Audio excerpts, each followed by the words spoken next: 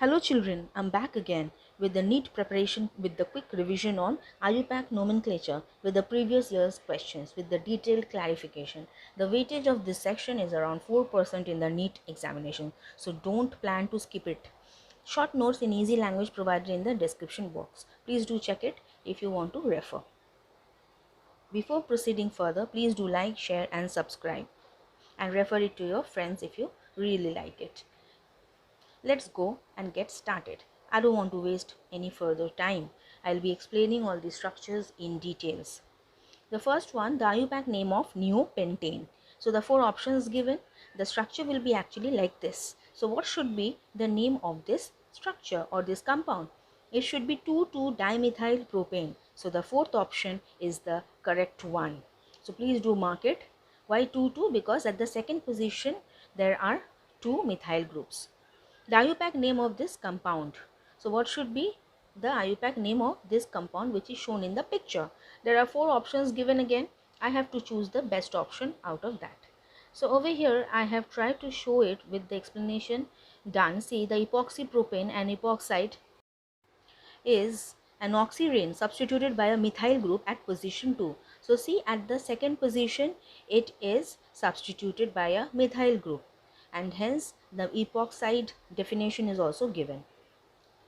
The solution is hence the first option is the correct answer for this question.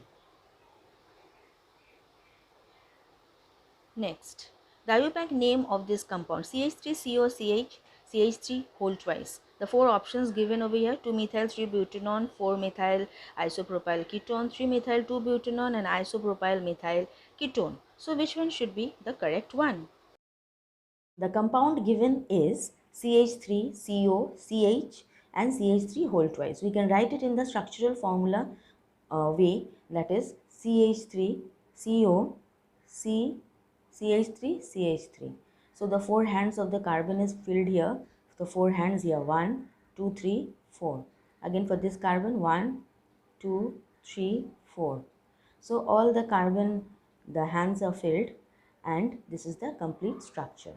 We can also write it like this: CH3, then the ketone group here, then the substituent group here and the final structure. So there are total how many carbon in the root? 1, 2, 3 and 4. So we can start numbering it from the left hand side. Why? 1, 2, 3, 4, because of the presence of the functional group. The functional group gets the preference than the substituent group. This is the methyl group which is present. This is the substituent. This is the functional group we have over here. So this functional group is actually the keto group and the name ends with "-one", and the base word will be depending on the number of carbon atom. So the number of carbon atoms are 4. So the base word should be "but", and because of this substituent the methyl group is also present in the compound. So my naming will be, the methyl group is at the third position. So my naming will be 3-methyl,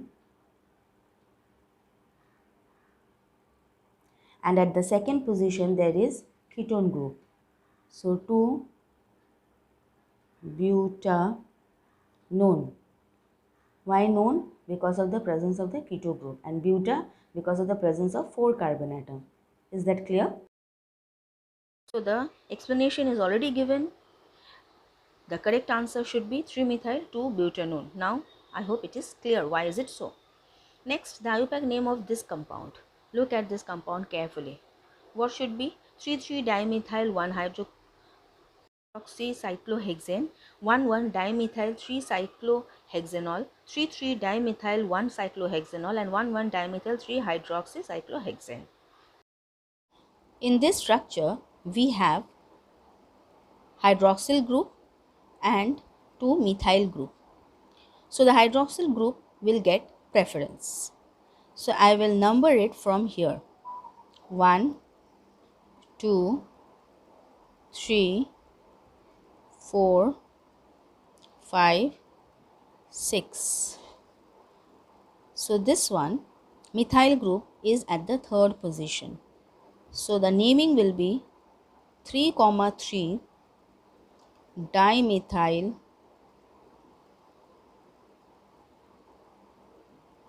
first position alcohol group. So cyclohexanol. Why dimethyl? Because there are two methyl groups present here. Hence 3,3 dimethyl 1-hexanol. Is it clear? So the methyl group is at the third position, hence option 3 is the correct answer. Let's see the next question. The IUPAC name of this compound. Look at it very carefully. There is a double bond, there is a chlorine and bromine substituent present. 2-bromo 6-chlorocyclohexanine, 6-bromo 2-cyclohexene, 3-bromo 1-cyclohexene and 1-bromo 3-cyclohexene. See, let us consider the next structure. I have numbered it from here because there is a double bond. It's an alkene group. Whenever there is a double bond, the name should end with "-ine". And since there are 6 carbon atoms, it's a cyclic structure. So it will be hexene. So how should I name the substituents which are present? 3-bromo, that is at the third position there is bromine group. At the first position there is chlorine group. So 3-bromo 1-chloro cyclohexene.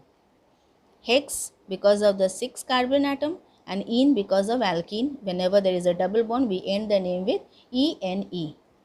I hope I am able to solve your doubt. So the answer is option 3. Let us see the next structure. 1,1-diethyl 2,2 dimethyl pentane, 4,4 diethyl 5,5 diethyl pentane, 5,5 diethyl 4,4 dimethyl pentane, 3-ethyl 4,4 dimethyl heptane. Which one should be the correct answer? Again, I have given the explanation. Follow that. Let us consider this structure. If we draw the structural formula, we should write it like this. First, let us count out how many carbons are there. 1, 2, 3, 4, 5, 6, 7. So let us write the number of carbons first. 1, 2, 3, 4, 5, 6, 7. Then at the fourth position there is CH3, CH3. At the fifth position CH2, CH3. Why CH2, CH3? Because 1 and 2. This is CH2, then this is CH3. Then H, this hand will be filled up with H, and this one will be filled up with CH3. Now if we consider numbering it, it should be numbered from this side because the substituent group should get the lowest number. Now amongst that, you can also say that this is also a substituent group, but this is ethyl group and alphabetically ethyl is preferred over methyl. So my naming will become 3-ethyl 4,4 dimethyl heptane. Is that clear? The IUPAC name of the compound is 3-ethyl 4,4 dimethyl heptane. So option 4 is the correct answer. Let's see the next one. What is the IUPAC name of the following compound? The compound is given here and the 4 options provided over here. So I'll be explaining once again how to consider this compound and name it. Consider this structure. Over here, we can consider from this structure itself even. There is 1, 2, 3, 4 and 5 carbon atom. Now see, at the second position there is a double bond. At the fourth position there is a bromine group present. At the third position there is methyl group. If we simplify this structure, we will get it as CH3. I am writing it in this structural formula for them, those who have least knowledge about nomenclature of IUPAC or IUPAC names. Because many of you have commented that you need help in the nomenclature section of organic chemistry. So I am just simplifying it so that you understand it better. It becomes easier for you. C double bond C. So one hand is empty, so it is filled up with hydrogen. Then C, double bond, then C here. So one hand empty, there is one CH3 group. Then at the fourth carbon, there is one bromine group, and at the end, there is CH3, and this is filled up with one hydrogen. Now if we consider the numbering, it should be numbered from here. Since there is a double bond is preferred, and hence the numbering will be 4 bromo. Why bromo first? Because alphabetically B comes before methyl group. So 4 bromo, 3 methyl, and 1, 2, 3, 4, 5 pent. At the second position, there is the double bond. So pent 2 in. This is the name. The IUPAC name is 4-bromo 3-methyl pent 2-in. Hence, the first option is the correct option. Next one. The IUPAC name of this compound. The compound you can see very well in the picture, and it has got a double bond as well as a triple bond. We have to consider both of them, and a detailed explanation of this structure also given, how to name it. Do not get confused. Consider this structure.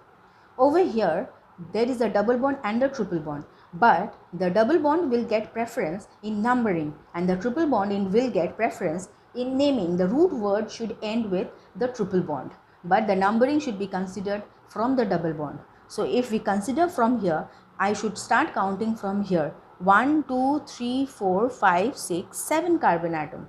So it's a heptene or heptine, whatever. Let's see what should be the name, because there is a double bond also and a triple bond also. So how should I name it? So let's see that. So before that, let me simplify that with the simplified structural formula. So if I simplify it, it should be, if I start from here, I am considering this as the first carbon atom. So it should be CH2, there is a double bond, then C, then there is a carbon, this is filled up with hydrogen, then there is another carbon, and there is one methyl group here.